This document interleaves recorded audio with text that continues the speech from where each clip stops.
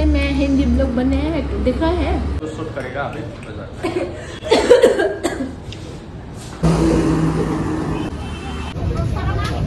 नै गाइस साम'आ जाथावना जागोन दा सासे बनायनो रोङानो साम' मार्केट थास' दिंखिया दा बायदियाव दिंखिया जाबावलालै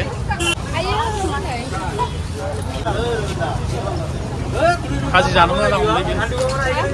खाजि जानो गोदोनिया बारा जागोन लान्नायासो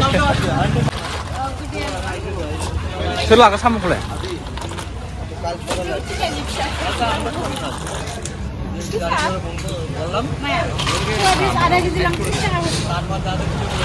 मा था होनोमोनलाय था गुना ना माबा होनोमोनलाय हा ए था गुना गाइस नै था गुनासो था गुन्दानो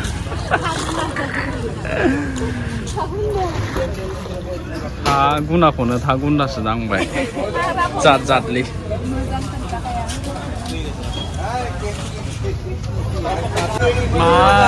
मा मैखुन बिलाय फिसा फिसा फिसालाय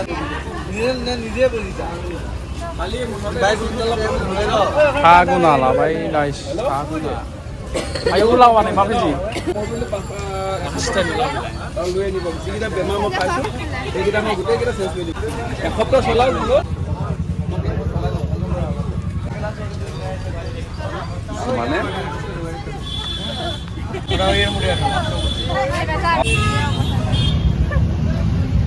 गासिनो कमलाया बेखौ मा होनोमोनलाय तरमुज गासिनो आपेल माबा कमला लानोसै जानो कमला 25 थाखा जादोंनो अबे 30 थाखानि लाम लाम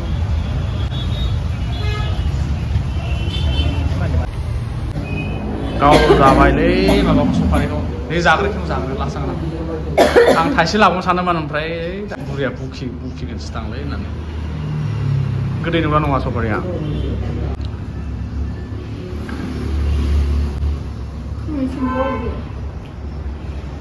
जाखान्दाखौसो होजादों हाथाय हाबदों माथो नै नुबाय गाइस हाथाय हाबदों मा दे जाग्रो आं लास्टाव एसेल' जागोन दे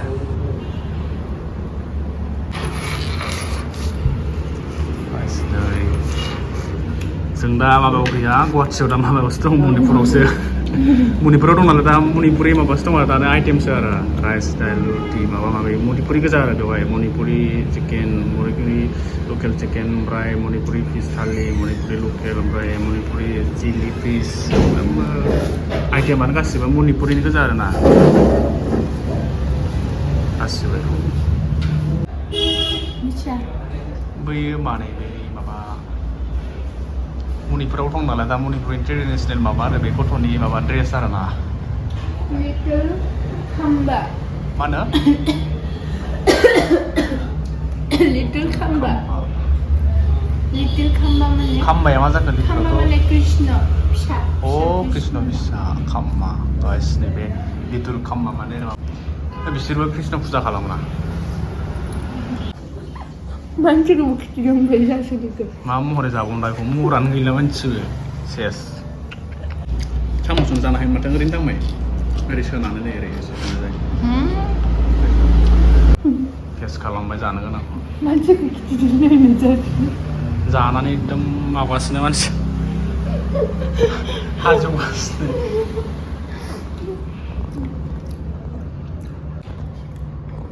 मा चिकेन माबानि ओमफ्राय बेना माबानि मा होनोमोनलाय अमा जाबा अमा बायदि जामारसिगोन नामा मानसियालाय ए गैलालै ओइ मा होनोमोनलाय बै अनासियालै अनासि सिङाव जे नालेंखर सोना बनाय जे न'आवहाय माबायाव अ बबे बे बेजि बनाय नै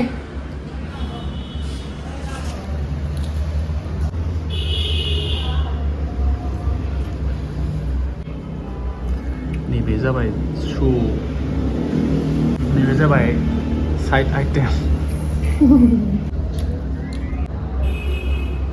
मा आसियाव माबा जोंलाय कालारखौ नै आसियाव मा उदुं थायोफोर फिसा फिसाया थाम्फै गोजा बे आंलाय गेजेरावसो उन्दुयो माथो थाम्फै बे जे बिजानुथ' बे गासिबो थाम्फै गोजा बे गोजा गोजाया फेन्दाफोरावबो गेजेराव उन्दुयाबाबो साइडआवहाय हाबखुमानानै अरो नायलांबाय थादो नोंथांमोना बेखौ जानोसै आरोना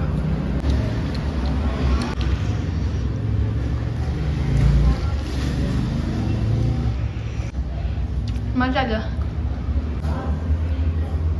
गोथाव माबा चावमिन बिला मम' फ्राय नुयो फा चीज चीज नंगौ ओमफ्राय नोंहा बे गारिया मा मडेल माबानि पान्जाब स्टाइल पान्जाबनि बाइक मडेल गिदिर लानांगौमोन लादोंमोन ओमफ्राय फारसेया नै दाख्लै ससेया गुसुं जानानै ओमफ्राय बे गोलाव जाना दं बेखायनो हास'नानै गोदो साबाय नांगौ बेखायनो ओरै साफ्रोबासो मोजां नुयो आरो जादो जाना खोन्थानो र' मोनसे जाना खोन्थानो र' लोगोफोर माबायदि आलु गोसाना नैबेसो सारनियासो आलु गोसा गाज्रिना गोथावानो आखाइजों जानायानो बानो बेसेबां टेस्टि खेबसेयावनो गब सोदो आइ हाबाखै गिदिरद्राय क्रिसमास गफिनबायसो माथो नै आंनिया आयौ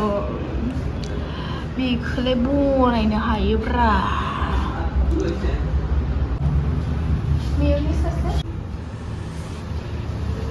नै लोगोफोर जानोसै आङो जा होबायलै गिदिरखौनो सोरनिया गोथाव नामा आयौ मेगना जोंलायलायदों गोजा जोंलाय माबायाव गैया गुवाहाटियाव गैया आरामनिफ्रावसो दं दा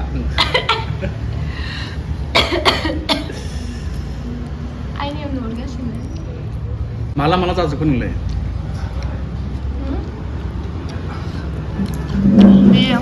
बेयो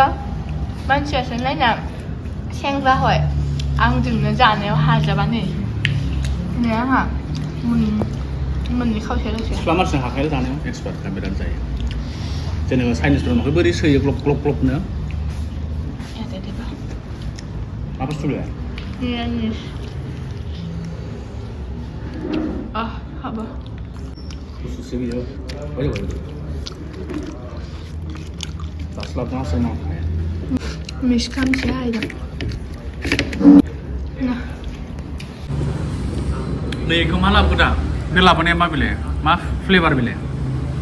मेयनिस गोदै ना गोखै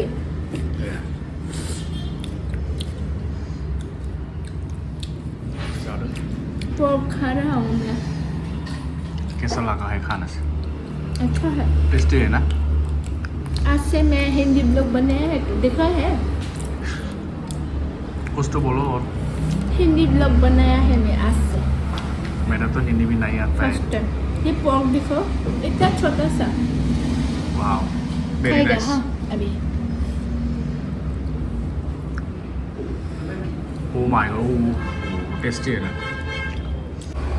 ये गाइस देखो खत्म कर दिया ओ माय गॉड वाह बस सिस्टम मिला है ये है ना अंदर डाल के खाएगा हम अंदर वाओ अच्छा लगता है ये से sak Wilalai yes oh in जाबायलै आखाया मा यो दा यो ख्रा ख्रा नुलायदों माबा एकदम माबा हारा गोसोम गोसोमखौ थैयानो गैला नामालै मानसिफोरलाय नहीं है ब्लड नहीं नहीं है, कुछ उसका नहीं। खत्म हो गया उसको मच्छर ने काट काट के वो ऐसा कर दिया है नो उसको ब्लड चाहिए डालो सब ऐसा हो गया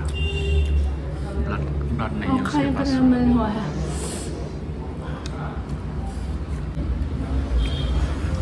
हमें सूप थोड़ा डाल के दे सूप थोड़ा डाल सामब्राम जास नामा सूपा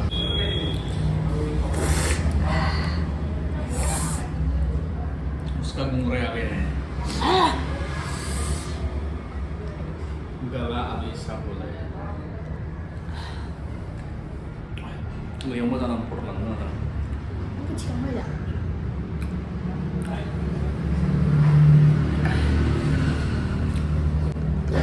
जों दा मा जायगा दं दा मोमो जाने नहीं दामा डिजाइन में क्रिसमस सी ना मणिपुरी मॉडल से जान क्रिसमस अभी तो ना और 8 डेज से मतलब क्रिसमस आने वाला है अभी मेरा मन तो बहुत खुश हो रहा है मतलब मैं 24 को घर जाऊंगी ना डांस करूंगी शॉपिंग कर लिया है क्या शॉपिंग करने के लिए पैसा नहीं है क्यों पैसा नहीं है पैसा नहीं है इतना सैलरी मिलती है महीने सैलरी में मिलने से 40,000 60,000 ऐसा मिलती है 60,000 हाँ। ओह माय गॉड 60,000 होने से तो मैं क्या मैं लगा सब दुकान खरीद के लेता जों दायो जाखांबाय नालाय दा मणिपुरनिफ्राय जों ओंखारलांसै दा हाँ अच्छा अभी मैं थोड़ा फोटो शूट करेगा अभी दे फै हाँ दे रुंगा दे माया आमी टिमी करके हम